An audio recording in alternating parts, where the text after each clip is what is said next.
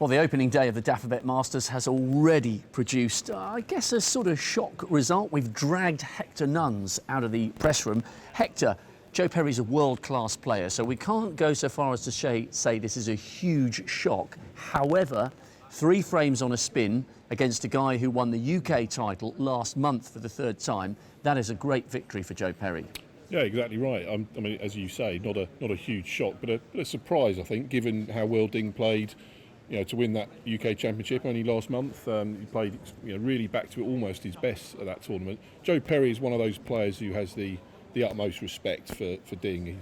I've heard him say about Ding in tournaments past that the cue ball's on a string and it's barely been more than a yard out of position for the whole tournament sometimes when he's won it. So he came in with huge respect for Ding. He'd obviously prepared properly, and as you say, he from 3-all, having been pegged back 3 times, he really accelerated to the winning line. It's very impressive.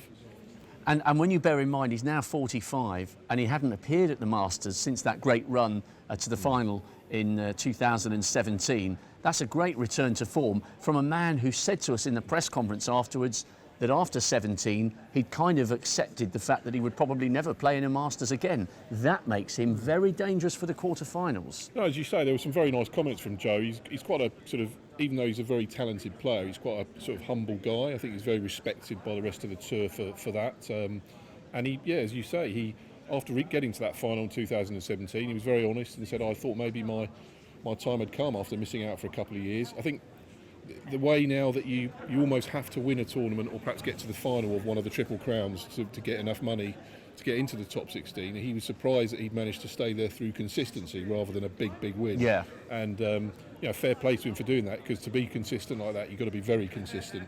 Well, he's going to fancy that on Thursday, whether it's Sean Murphy or Judd Trump. As far as tonight is concerned, Ali Carter against Mark Selby. We've just had a chat before we've gone on air. It's absolutely incredible, the volume of matches that everybody's playing these days, that we haven't seen them in a major match on any stage since 2014.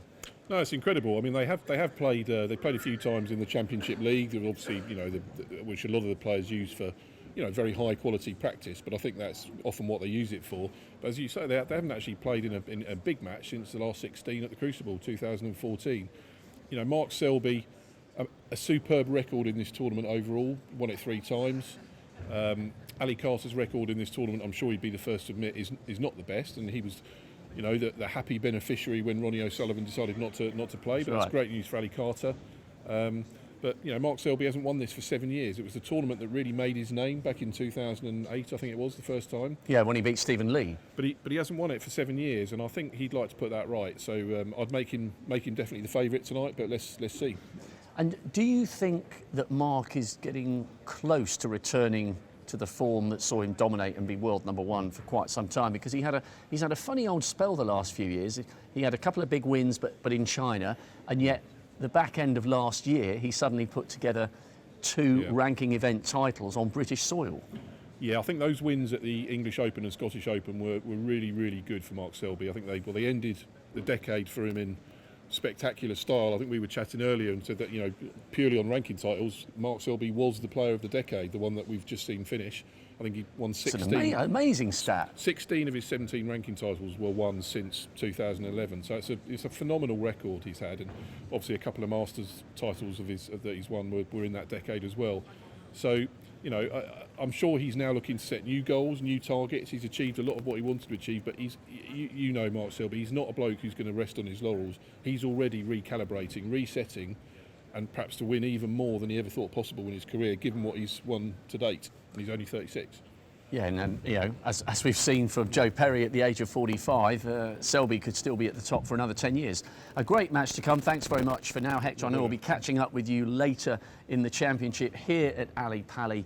It's Carter against Selby tonight. Joe Perry, the gentleman, has been the first man to book his place in this year's quarterfinals. So much great snooker still to come here at Alexandra Palace.